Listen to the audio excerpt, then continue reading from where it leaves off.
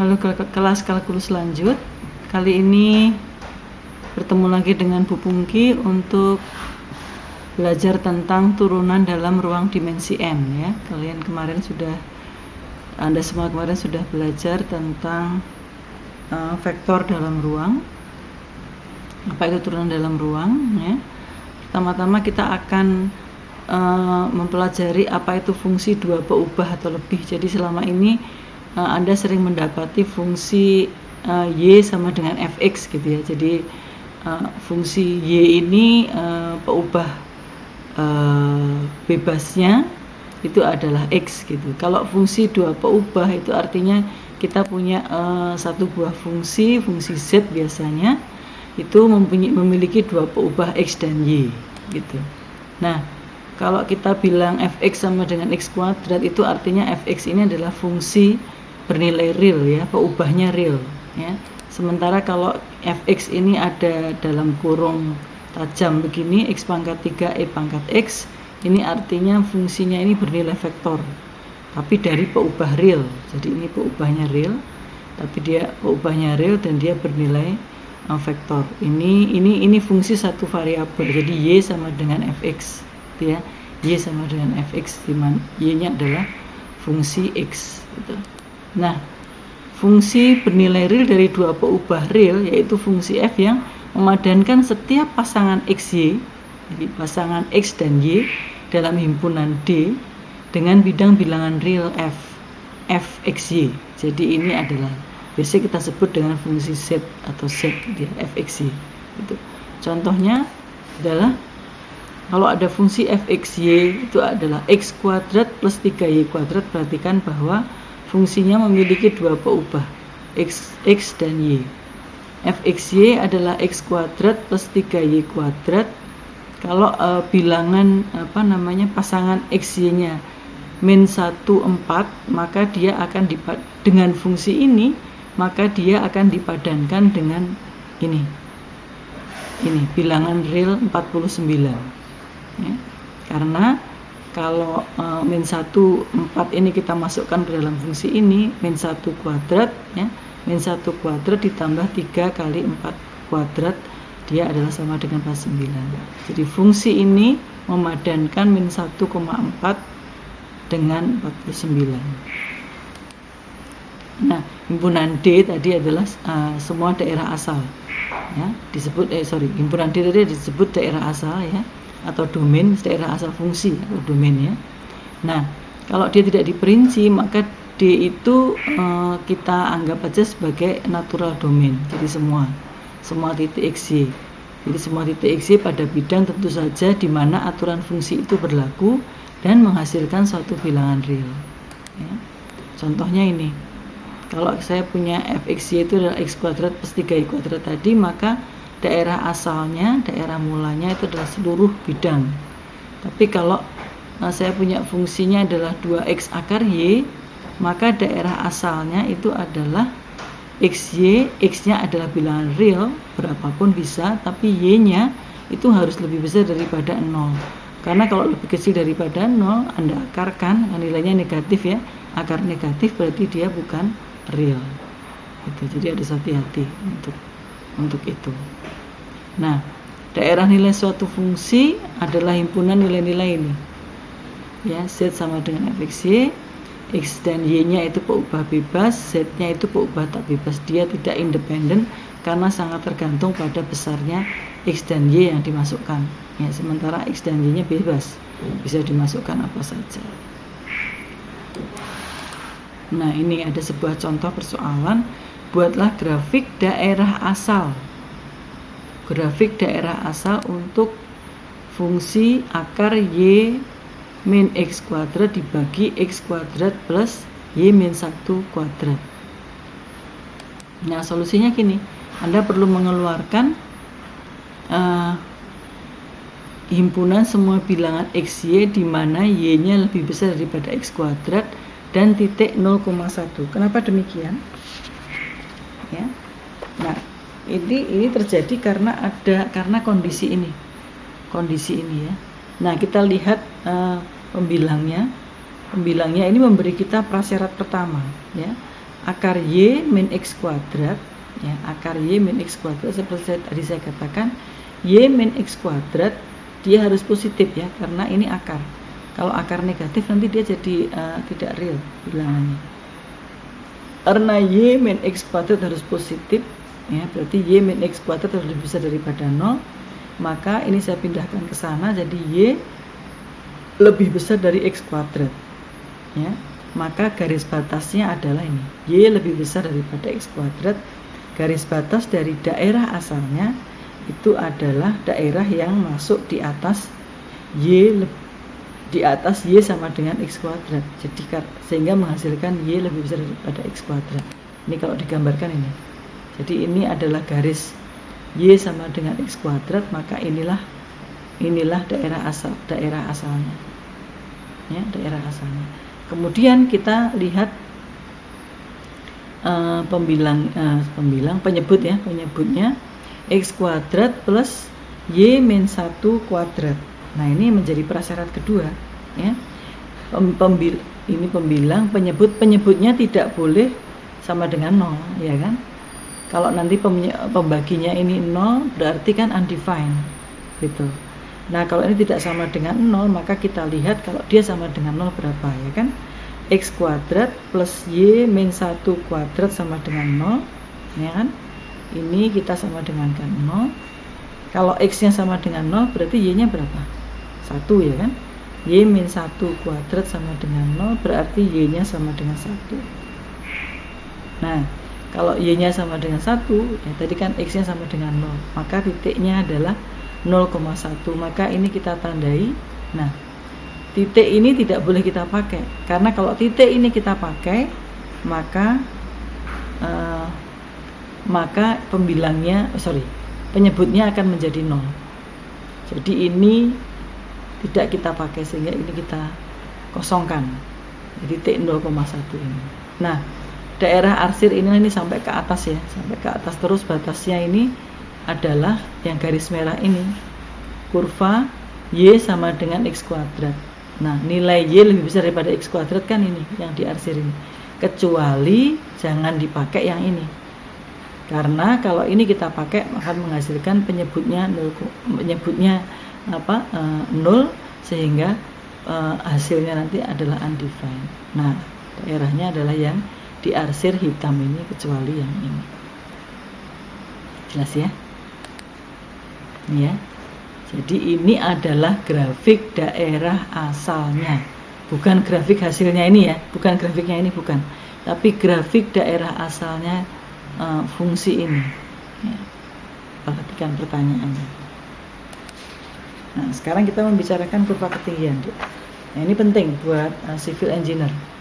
Nah, setiap bidang mendatar Z sama dengan C yang memotong kurva ini. Jadi ini kalau saya punya kurva ruang ya, bukan kurva bidang. Ini ada bidang begini, kita potong, maka setiap bidang-bidang ini kalau saya proyeksikan ke bidang XY di bawah ini, kalau saya proyeksikan ke sana, maka saya akan mendapatkan apa yang disebut dengan kurva ketinggian. Nah, kumpulan lengkungnya itu kita sebut dengan peta kontur. Jadi misalnya ini pada tingginya ini misalnya 5 cm ya. 5 cm saya potong tes, ini berarti titik ini. Pada saat dia 7 cm di sini ya, saya potong ya, dengan bidang mendatar, maka saya dapat lingkaran ini, lalu saya akan tuliskan di sana. Saya plotkan ke bidang XY ya. Lalu Z sama dengan 8 cm misalnya di sini, saya potong lagi, saya akan mendapatkan lingkaran ini yang lebih besar. Nanti saya plot di bawah. Nah, saya akan mendapatkan apa yang disebut garis-garis ketinggian.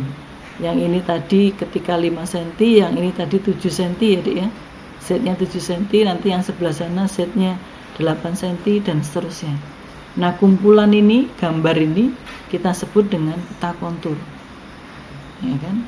Kurva ketinggian, kumpulan dari kurva-kurva ketinggian itu kita sebut dengan peta kontur. Nah, civil engineer akan sering menghadapi ini yang disebut peta kontur. Peta kontur dengan kurva ketinggian. Jadi ini nanti biasanya jarak antara satu garis dengan garis lain ini sama. Jadi kalau ini 5.000 feet, ini 7.000, ini ada 2 di sini, berarti ini 7.000 dikurangi 5.000 dibagi 2. Ya. Gitu. Sorry, nampaknya 7.000-nya yang di sini ya, Dik ya. Jadi kalau ini 5.000 feet, ini 7.000 feet, maka ini adalah 6.000 feet. Gitu. Dan seterusnya, ini berarti 8.000. Jadi ininya selisihnya, intervalnya selalu sama. Nah, ini kalau saya gambarkan itu akan menjadi seperti ini. Ya, karena dia makin lama makin naik. Bisa bayangin ya, Dek ya. Makin lama makin naik, ya. Jadi yang atas sendiri tadi berapa? Lalu ini 8.000, lalu ini adalah 7.000, ini 6.000. Lalu ada satu lagi di sini adalah 5.000, ketinggiannya 5.000. Jadi titik-titik ini ya garis ini menghubungkan titik-titik dengan elevasi yang sama, betul tidak, Dek? Jadi semua yang ada di ini garis ini ketinggiannya adalah 5.000 feet. Nah, seorang civil engineer harus bisa membayangkan, Dek, kalau mendapatkan peta kontur bentuknya seperti apapun, ya, kurang lebih seperti gambar B ini, tapi bisa jadi nanti bentuknya aneh-aneh. Nah, Anda harus bisa memikirkan, membayangkan, dan mewujudkannya menjadi gambar A ini. Jadi seperti ini, menjadi 3 dimensinya harus bisa Anda bayangkan seperti apa. Nah, nanti kalau Anda sudah belajar CAD, Anda bisa membayangkan. Ya. Ini akan Anda pelajari di mata kuliah ilmu ukur tanah, ya. Lalu Anda gunakan terutama banyak ya, hampir di semua mata kuliah yang sudah melakukan penerapannya, terutama di geometri jalan raya. Jadi biasanya pada mata kuliah geometri jalan raya, Anda akan mendapatkan tugas untuk membuat trase jalan dari satu titik ke titik lain, ya, dibikin jalan baru dari sini ke sini. Nah, kalau ini ada bukit, nah jalan itu kan kalau bisa galian dan timbunannya seimbang. Jadi di sini kan kalau misalnya ini kemiringannya ini miring banget, ya kan? Karena nanti kan kendaraan akan sulit melewatinya dengan kecepatan tertentu. Ya, maka ini direncanakan misalnya Anda harus berputar ke sini, ya, membuat belokan. Ya. Yang kemarin Anda sudah bicara tentang curvature, ya kan? Ya. Nah, ini Anda buat belokan sini, atau ini mau Anda terabas langsung. Jadi ini Anda potong gunungnya untuk membuat jalan. Nah, jadi Anda akan belajar hal-hal seperti itu. Itu tentang peta kontur, kurva ketinggian. Nah, kemudian kita belajar tentang turunan parsial, Dek. Nah, Anda sudah di semester 1 kemarin kalkulus Anda belajar sudah tentang turunan parsial. Nah, ini turunan parsial F terhadap X di X0 Y0. Jadi sekarang kita bicara fungsi dua peubah, ya. Z, ya. Z F X0 XY, ya, F XY, atau kita biasa sebut dengan Z, ya. Turunan parsial F terhadap X di X0 Y0 dinyatakan sebagai Fx X0 Y0. Ya, jadi ada hurufnya X kecil di sini, artinya turunan parsial fungsi Z itu terhadap X. Nah, kalau turunannya terhadap Y, maka ini adalah Fxy. Ya. Nah, besarnya berapa? Anda masih ingat, ya? Cara turunan, ya, gradien itu didekati dengan limit sama. Cuman ini kalau misalnya diturunkan terhadap X, maka yang mengalami perubahan adalah X-nya, Y-nya tetap, ya. Sedangkan kalau diturunkan terhadap Y yang mengalami perubahan, ya, kita tambahkan dengan delta Y-nya adalah Y-nya, nanti dibagi dengan delta Y. Masih ingat, ya? Masih ingat turunan, ya, atau gradien, ya, garis singgung sebuah fungsi Fx itu adalah limit H mendekati 0 dari Fx plus H dikurangi Fx dibagi H, ya. Kalau gambarnya begini, ya, saya mempunyai sebuah kurva, ya, sebuah fungsi Fx, titik ini adalah titik C. Jadi kalau saya punya garis potong ini yang menghubungkan titik A dengan titik B, di sini adalah X-nya adalah C, berarti Y-nya adalah fungsi ini di C, jadi FC, ya kan Dek? Sementara titik B-nya C plus H, karena ini jaraknya H, ya kan? C plus H, maka Y-nya adalah C plus H dimasukkan ke dalam F, ya kan Dek? Saya dapatkan F C plus H.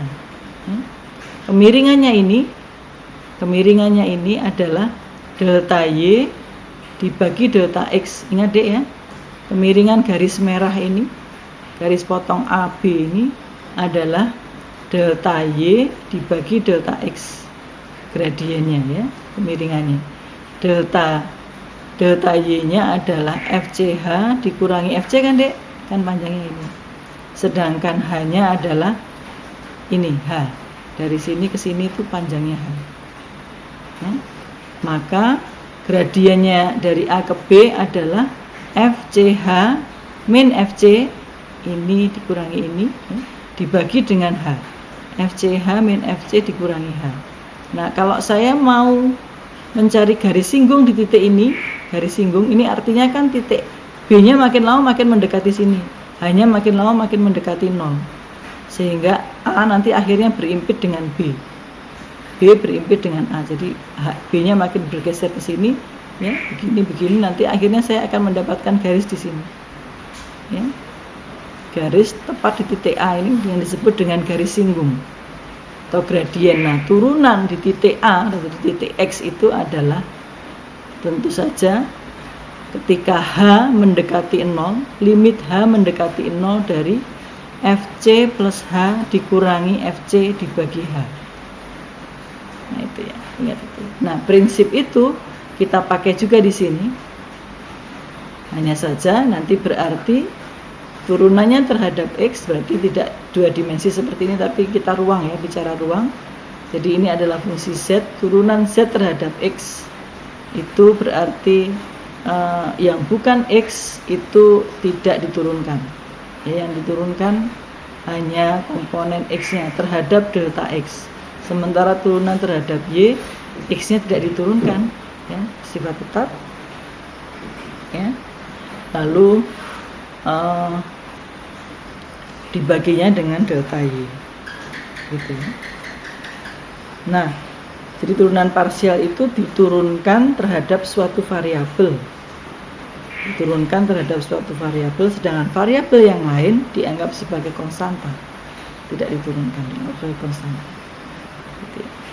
Nah, bagaimana sifat gradien ini di sebuah ini ruang ya kan? Kalau ini kan tadi kan saya cerita di bidang ya, lalu kemudian yang ini itu adalah ruang. Jadi kita nanti bicara di sini ada ini sumbu X, ini sumbu Y, dan ini sumbu Z, prinsip tangan kanan ya.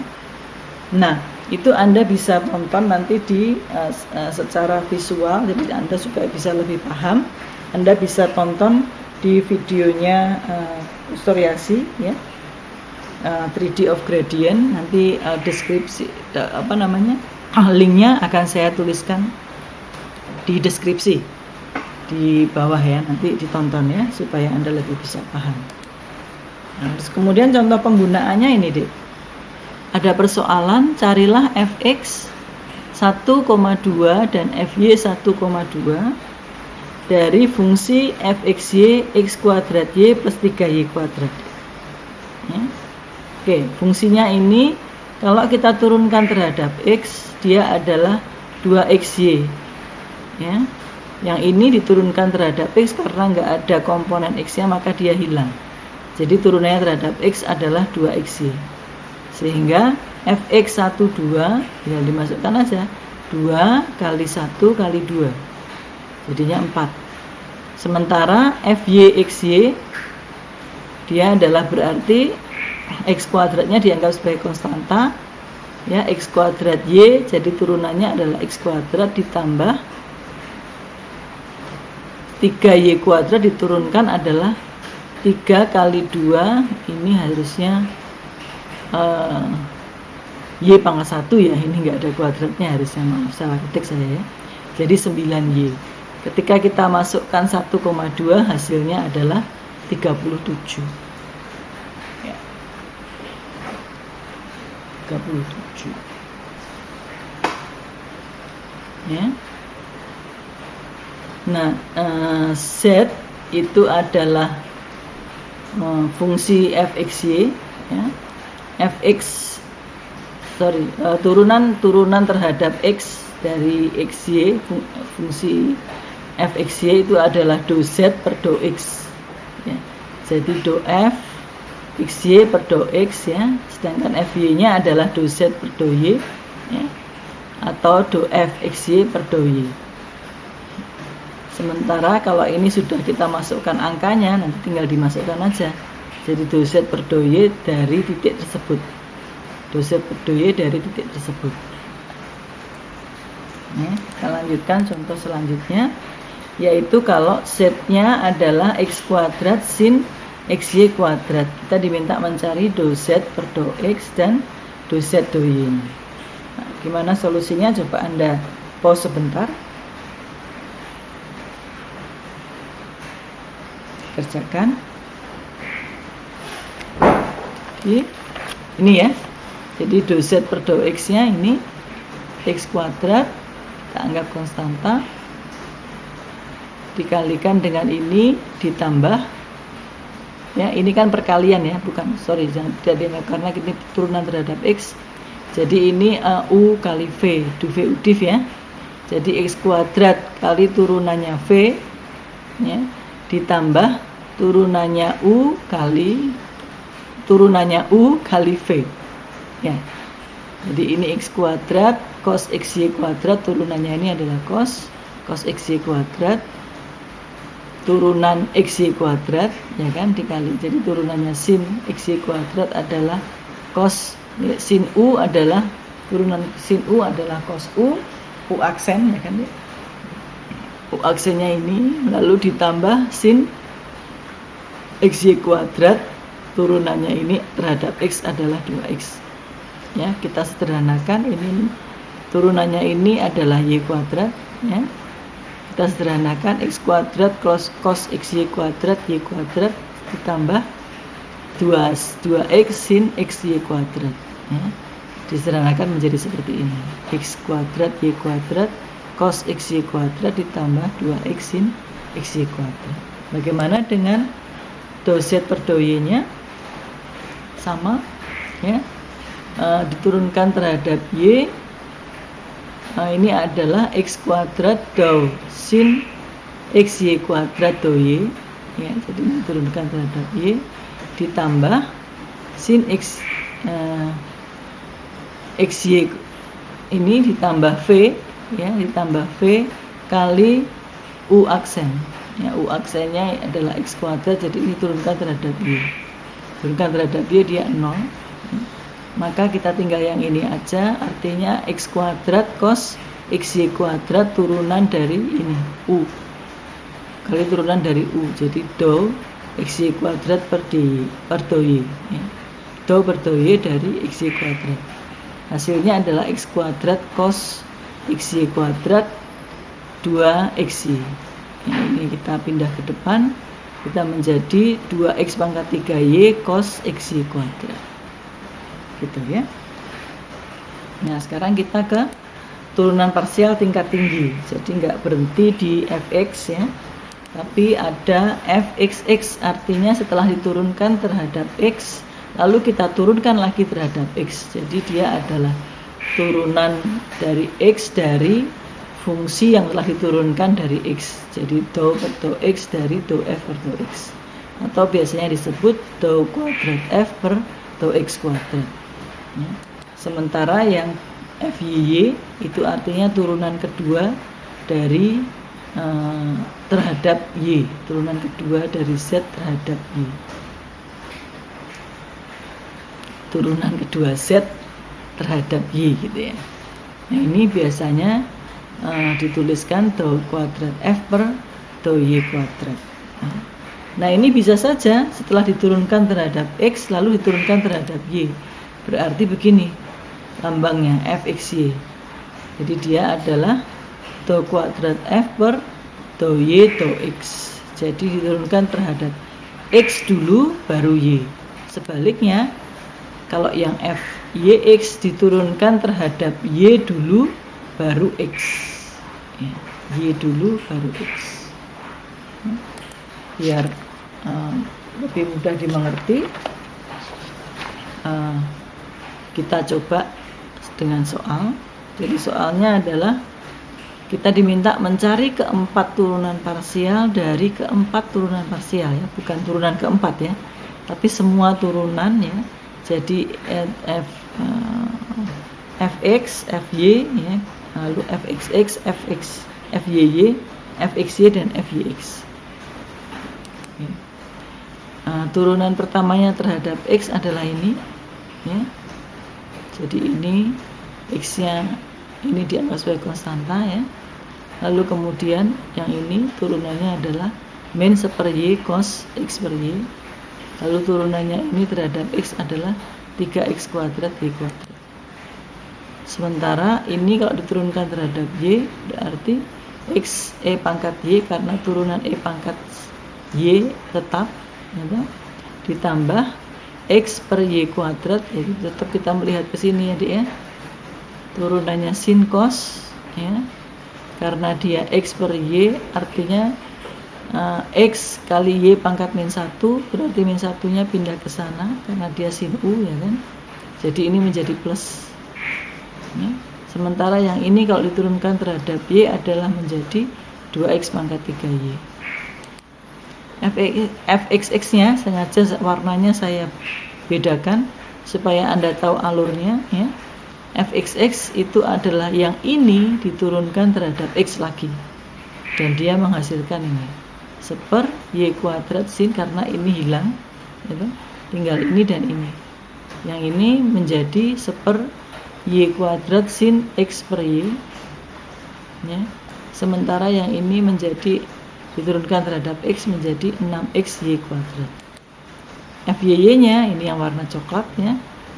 Ini diturunkan terhadap y lagi menjadi tetap x e pangkat y, ditambah ini diturunkan terhadap y menjadi sin ya. Bensin ya, bensin. Sin cos, bensin min cos ya. Bensin, tapi karena ini y pangkat min 1 dia pindah ke sana, dia tetap plus ya. Dia menjadi y pangkat 4. Lalu yang sebelah sini ini ada perkalian ya. Ini kan u kali v ya. U kali v dia menjadi 12 begini. Lalu yang ini diturunkan terhadap y itu adalah 2x pangkat 3. Ya. Bagaimana dengan fxy? Fxy artinya yang ini diturunkan terhadap y, yang ini tetap ya, diturunkan terhadap y, yang ini ya menjadi uv, jadi duv udif ya kan. Ini adalah u nya, ini adalah v nya. Oke. Ini hasilnya adalah ini dan ini. Sementara yang ini diturunkan hasilnya adalah 6x kuadrat y. Bagaimana dengan fyx? Fyx berarti yang ini kita turunkan terhadap x. Diturunkan terhadap x suku yang ini menjadi e pangkat y. Suku yang ini itu adalah u kali v ya, sehingga dia turunannya adalah duv udif, kita menghasilkan ini dan ini. Sementara yang belakang ini diturunkan terhadap y, dia menjadi diturunkan terhadap x, dia menjadi 6x kuadrat y. Perhatikan bahwa yang ini fxy hasilnya sama dengan fyx. Fxy sama dengan fyx. Gitu.